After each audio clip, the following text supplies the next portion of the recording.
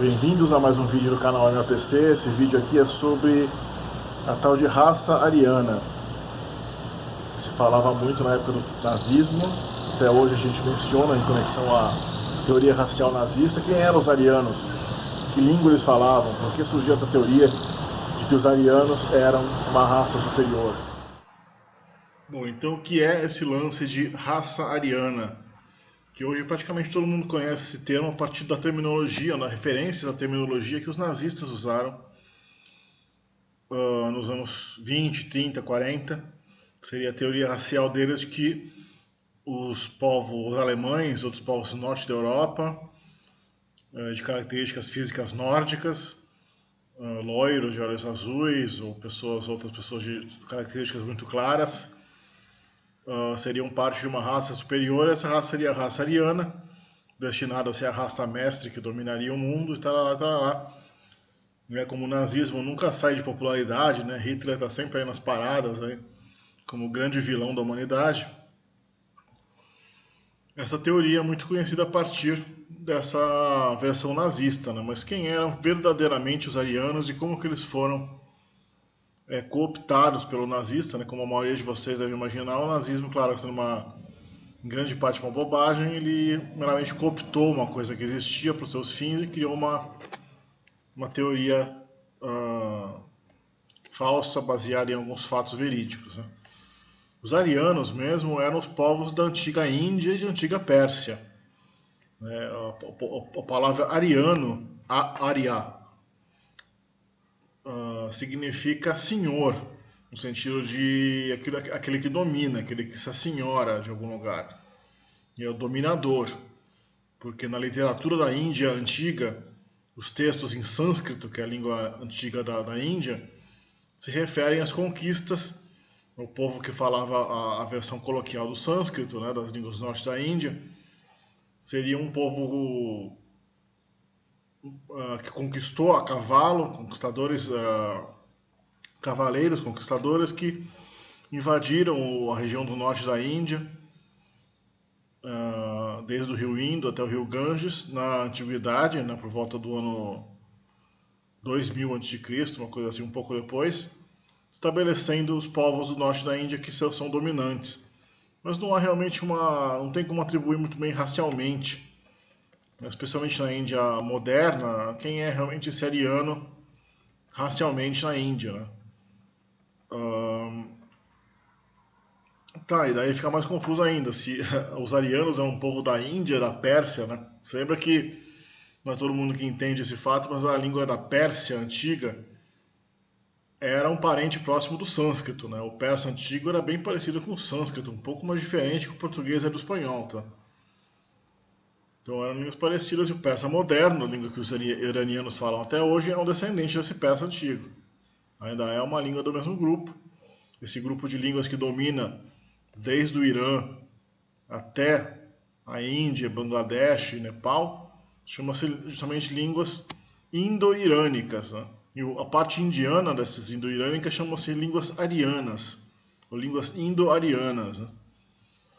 Não seria errado também chamar todo esse grupo de línguas indo-irânicas de línguas arianas, porque realmente era esse termo ariano, no sânscrito, o termo sânscrito ariano, que também existia no antigo persa, ele se referia à etnia mesmo, o povo do norte da Índia, o povo do Irã, do Afeganistão, do Paquistão ali, eram povos que se chamavam de arianos. Não é à toa que o próprio Irã, os iranianos, né, que é o nome correto dos persas, Pérsia era só uma província do Irã.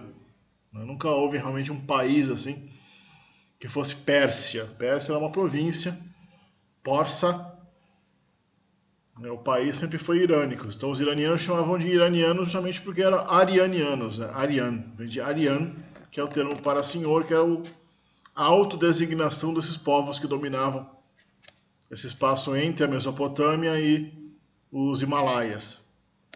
Lembrando que no sul da Índia sobrevivem línguas indianas que não são de origem ariana, são línguas dravídicas. As línguas dravídicas supõem-se serem mais antigas na Índia e foram empurradas para o sul da Índia, ficando confinadas à região peninsular ali da Índia. Línguas como Telugu, Malayalam, e algumas outras ali que são línguas, o Tamil, que é a mais importante delas, que dominam o sul da Índia. Então essas línguas arianas, né, fica mais confuso ainda. Agora que a gente sabe que os arianos são os povos da Índia e da Pérsia, por que diabos na face da Terra alguém ia associar os povos da Europa, ainda mais do norte da Europa, aos povos da Índia e do Irã? Parece inimaginável que possa haver uma conexão aí. Isso vem da linguística, na verdade, né? A primeira conexão que se fez entre a Índia e a Europa foi no século XVIII, quando William Jones, um juiz chamado William Jones, foi para a Índia no século XVIII, 1700 e alguma coisa. Ele estudou sânscrito e percebeu, sem muita dificuldade, que o vocabulário e a gramática do sânscrito era muito parecida com o vocabulário do grego, do latim e de outras línguas antigas da Europa. Então as línguas da Índia deviam ter um parentesco com as línguas da Europa. Depois se confirmou essa teoria e a gente estabeleceu a existência de uma família indo-europeia de idiomas. Como as línguas da Índia tinham um registro escrito mais antigo que as línguas da Europa, né? Porque a língua da Europa mais antiga é o grego, que tem um registro que não chega a 3.000 anos, né? 2.600 anos aí.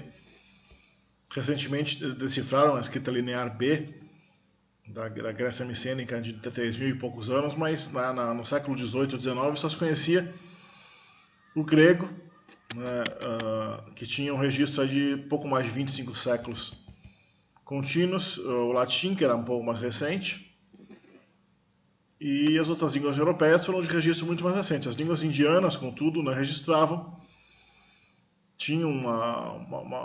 começaram a ser escritas, e a literatura védica da Índia Antiga registrava uma realidade de pelo menos uns 3.000 anos, 3.500 anos de uso. Então se estabeleceu que o sânscrito era a língua indo-europeia mais antiga. Muitos acharam que as línguas europeias eram derivadas do sânscrito, depois ficou determinado que tanto o sânscrito quanto as línguas europeias, na verdade, derivavam de um antepassado ainda mais antigo, que estaria extinto. Esse povo antepassado que teria vivido no sul da Rússia, que atualmente a gente chama de Rússia, teria migrado. Uma parte migrou para o Oriente e formou os povos da Pérsia, da Índia, né? E outra parte migrou para o Ocidente, formando os povos da Europa. Quase todos os povos da Europa que falam línguas que são indo-europeias, as línguas germânicas, as línguas célticas, eslavas, o grego, o latim.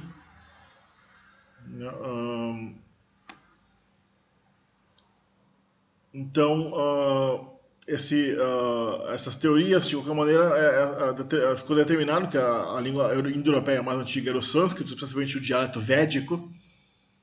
Existe o sânscrito clássico, que representa a língua sânscrita mais ou menos 3.000 anos atrás, e o sânscrito védico, que é mais arcaico.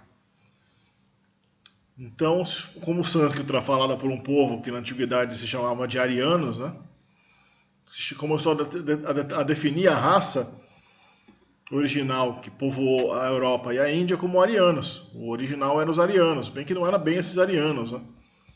Era um povo ainda mais antigo, que a gente chama hoje de indo-europeus, justamente porque a gente não sabe que nome eles tinham. A gente sabe que eles são os antepassados dos indianos e dos europeus. E dos persas e dos armênios também. A gente só não sabe como é que eles chamavam. Pode ser que eles chamassem de arianos já, porque esse termo ariano provavelmente já estava presente no proto-indo-europeu. Mas eles não tinham escrita. Esses indo-europeus devem ter falado proto-indo-europeu lá pelo ano 4.000 a.C., alguma coisa assim. Então,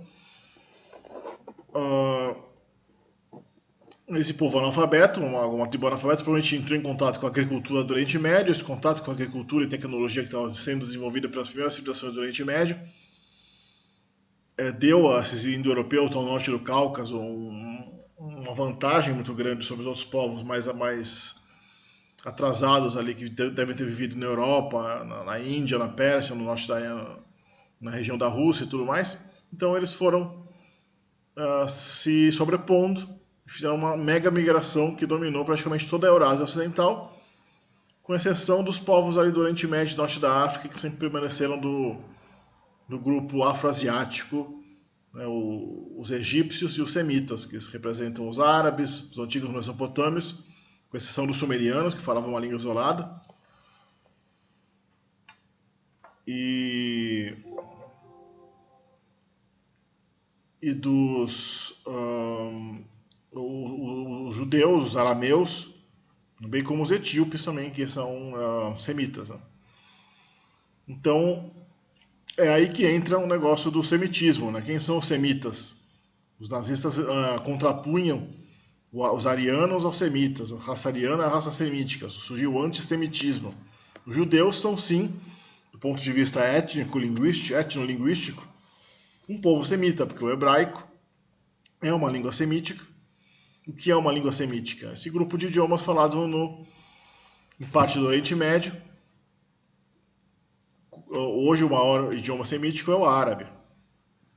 Mas a gente não está acostumado a falar que antissemítico seria ódio a árabes. Né? O antissemitismo ficou associado ao ódio aos judeus. Isso está, do ponto de vista da terminologia, eu não gosto muito de usar o termo antissemítico, porque um semita também é um árabe.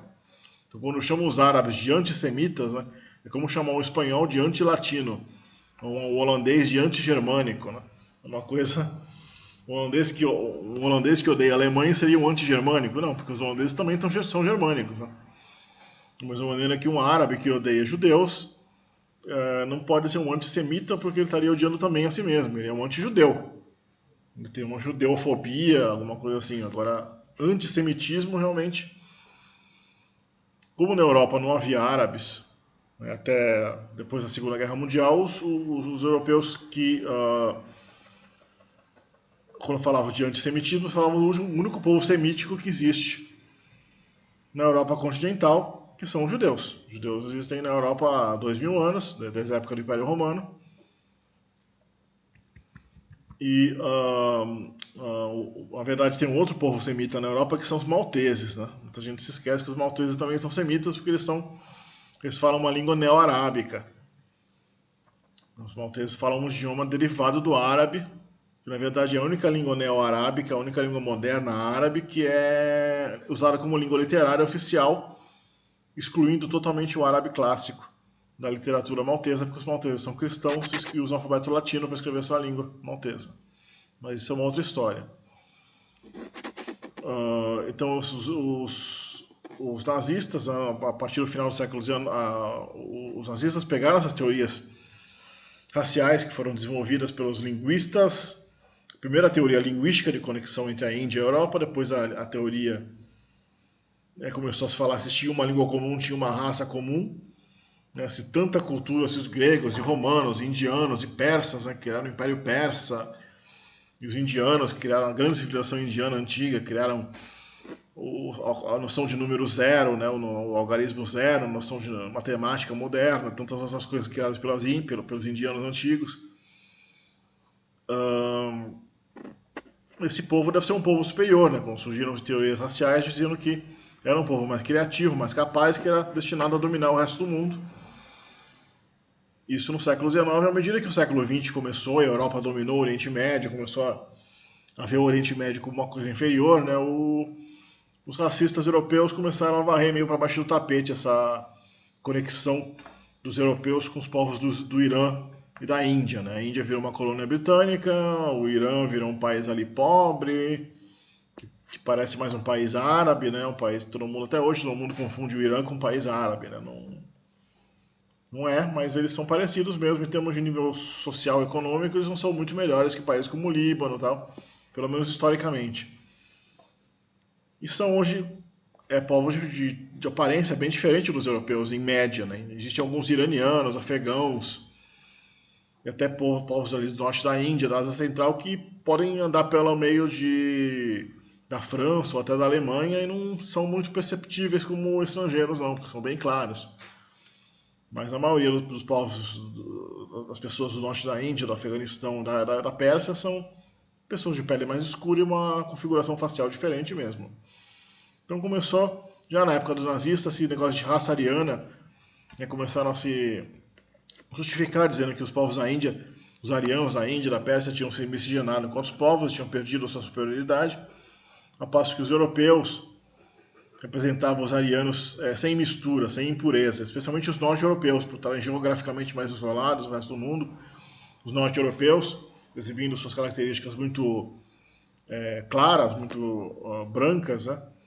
O crânio alongado, o nariz aquilino, tudo mais, essas características nórdicas seriam os representantes originais dessa raça superior que já estaria degenerada na Índia e na Pérsia modernas. Então, na verdade, os povos germânicos seriam considerados os povos superiores.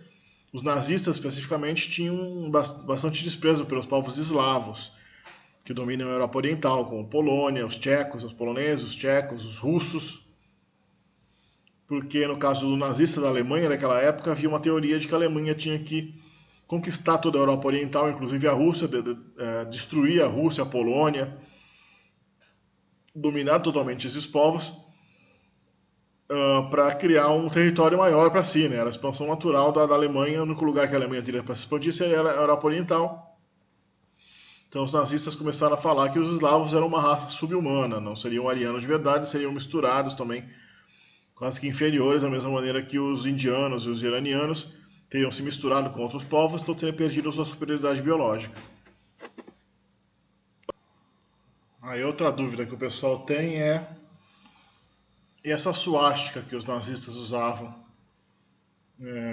qual é a ligação que tem? Tem a ver com esse negócio de ariano? Tem. Na verdade, o Hitler usou a suástica justamente porque era um símbolo da cultura indiana.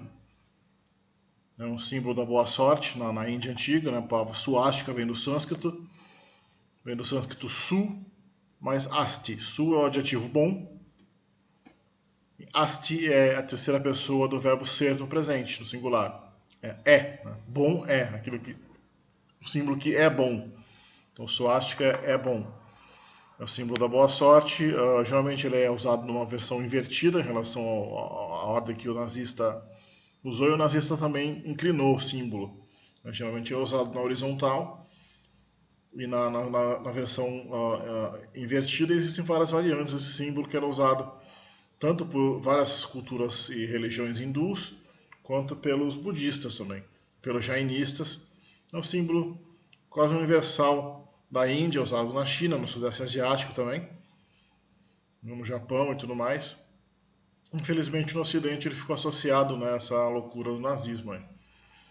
Mas ele é um símbolo que foi adotado por Hitler, porque Hitler ele invejava muito o sucesso dos comunistas, né? O comunismo tinha aquela linguagem visual desenvolvida, bandeira vermelha, foice e martelo, né? Um logotipo, uma terminologia, toda uma linguagem, uma ideologia envolvente que criava aquele mundo para o seguidor. E ele criou uma alternativa a isso, alternativa nazista fascista, que era incluir a criação de um símbolo para rivalizar com a foice e o martelo do comunismo, que era, no caso, a suástica. Criar uma linguagem visual também, um mundo de referências nazistas, as pessoas se submergiam naquelas referências nazistas, né? Então, mas o racismo em si, ele foi uma coisa que foi inventada, né? Quem é então o povo? O que é a raça ariana? Que realidade tinha? O que tem a ver, né? O que é? Seria a raça branca, a raça ariana? O que é a raça branca? Isso tudo é muito difícil de definir, né? Porque a humanidade é muito fluida, as fronteiras entre as raças humanas são muito fluidas, né? Especialmente o que a gente chama de raça branca, na verdade, também foi definida como caucasoide pelos alemães. Foi um antropólogo alemão no século XIX que também desenvolveu o termo caucasoide, que é mais amplo do que ariano, porque não está ligado à linguística, e incluía também os semitas. Os semitas são caucasoides, judeus, os árabes, também alguns povos do Cáucaso, o próprio Cáucaso, obviamente, onde ele chamou de caucasoide, porque justamente pela evidência, as ilustrações que estavam disponíveis a ele tinha a impressão de que os povos do Cáucaso representavam mais tipicamente o fenótipo do homem branco da Eurásia Ocidental, o europeu, o turco, o judeu, o árabe, o persa, o norte-indiano, o afegão, né, o armênio. Mas a raça branca só veio existir realmente no século XVIII, especialmente os ingleses e americanos desenvolveram o termo raça branca Antes disso, os europeus falavam de cristãos, né?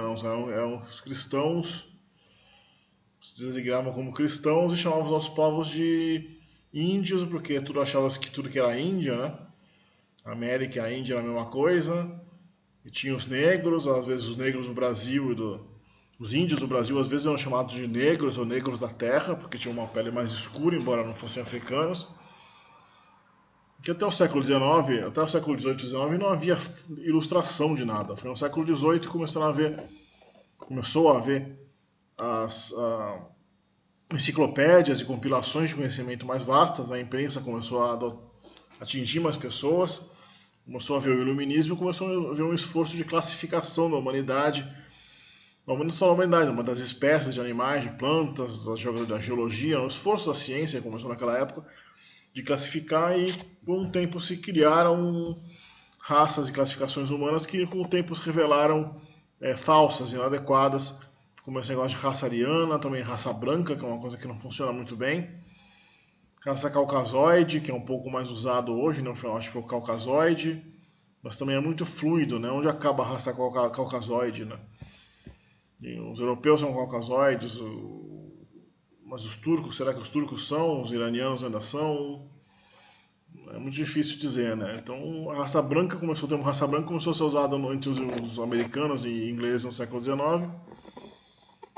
Curiosamente, uma das primeiras referências à raça branca vem de Benjamin Franklin, que no texto sobre as diferenças raciais que ele encontrava, ele falava que não devia se encorajar a imigração de alemães para os Estados Unidos, porque os alemães não eram verdadeiramente brancos, eles eram misturados com alguma outra coisa, com uma raça mais oriental, que teria penetrado a Europa Central ali e infectado ali se miscigenado nos alemães, né, que é bastante curioso, dado que os alemães hoje são vistos como o protótipo da raça branca, né?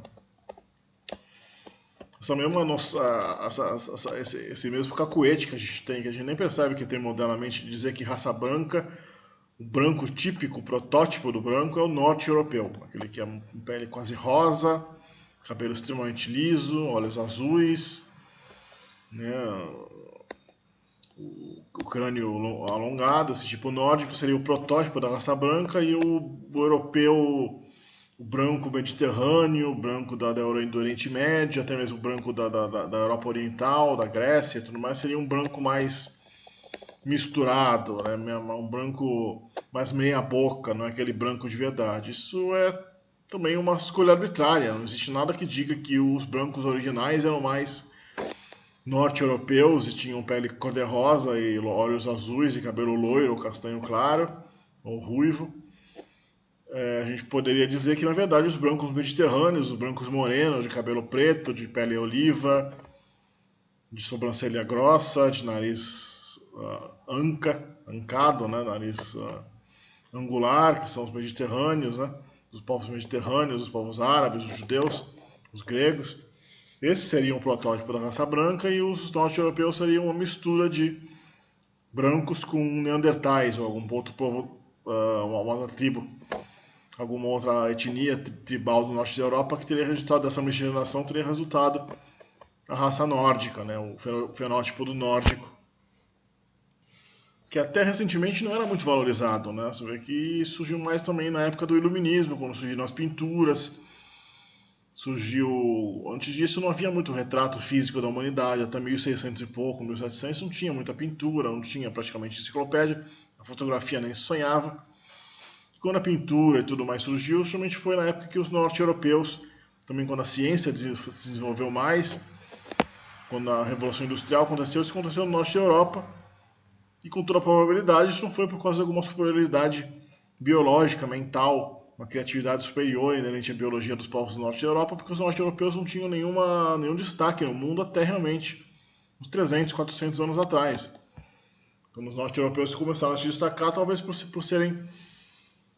estarem em último na fila geográfica do desenvolvimento, né? Geralmente uma região se desenvolve e depois passa a ser decadente, e a região adjacente é que tem a capacidade de levar a civilização à frente, porque não tem tanto passado, né? A carga do passado não é tão pesada, é aquela civilização mais jovem, geograficamente a vizinha da região mais antiga, acaba pegando tudo que é de bom no mais antigo, mas rejeitando tudo que é de ruim.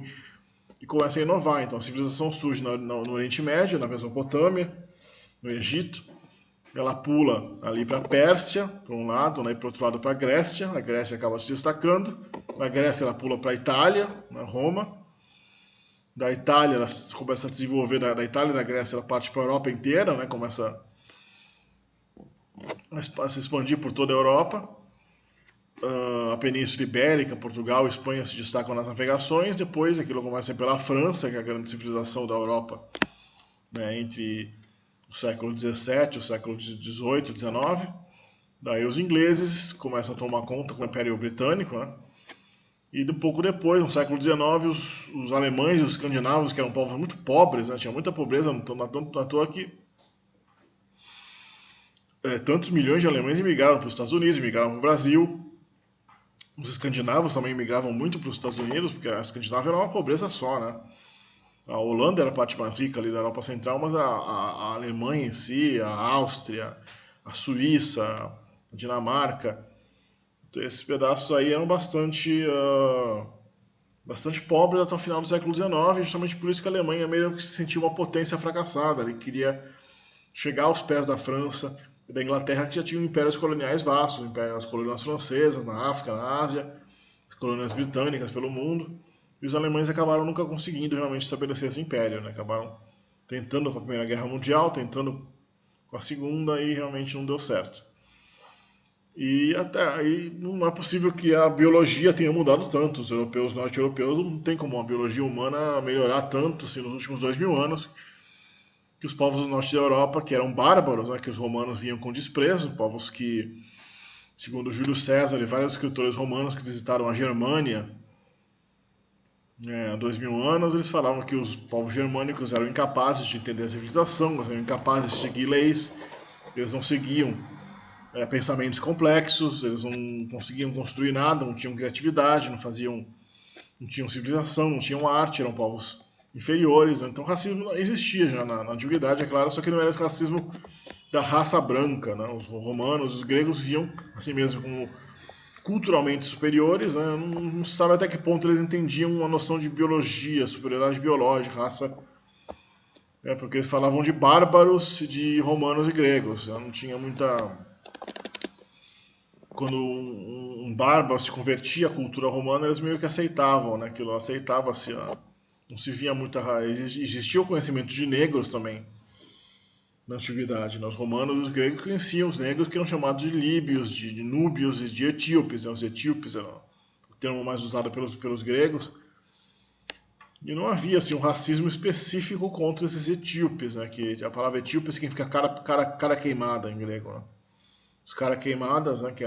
Eles viam que era uma população de cara bem diferente, a aparência física bem diferente. Né? Os negros tinham uma pele escura, né? O cabelo pichain é bem diferente, mas não havia assim alguma segregação racial que especificamente isolasse esses negros etíopes aí que viviam ao sul do Egito, ao sul do Saara, que fossem especificamente bárbaros, mais bárbaros que os outros. Não tinha isso. Né? Todo mundo que não era grego era bárbaro, isso realmente não importava muito.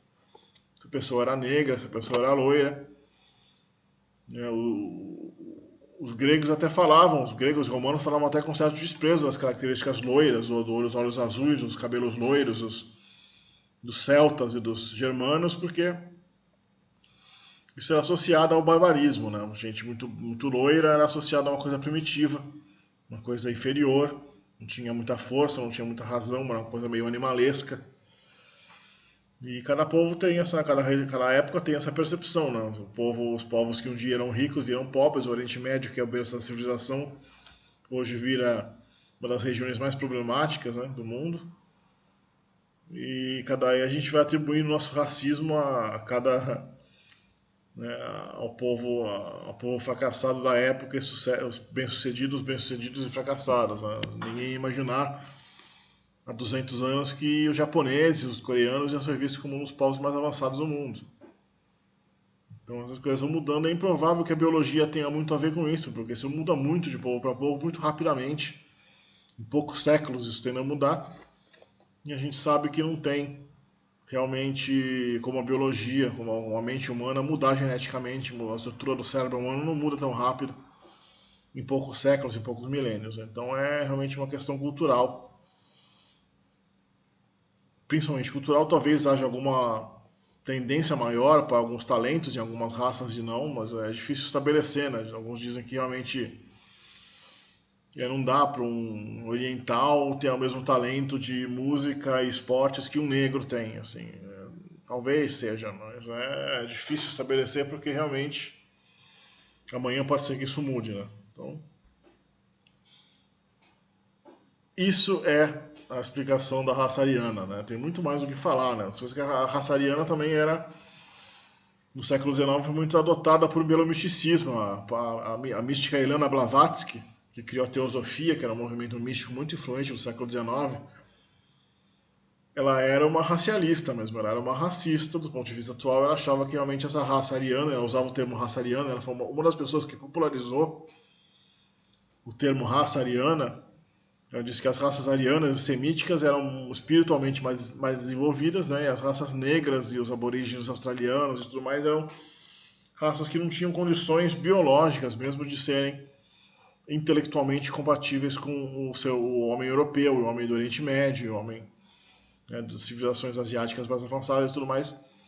E hoje a gente sabe que isso é furado, né? Se pega um aborígene australiano e dá uma educação razoável, né, desde a infância até a adolescência, ele vai ser capaz de realizar as mesmas tarefas que nós realizamos. Ele vai usar computador, ele vai dirigir um carro, ele vai saber escrever, realizar operações matemáticas, aprender sobre astronomia, física quântica, filosofia, quase que exatamente como uma pessoa de qualquer outra etnia, de qualquer outra.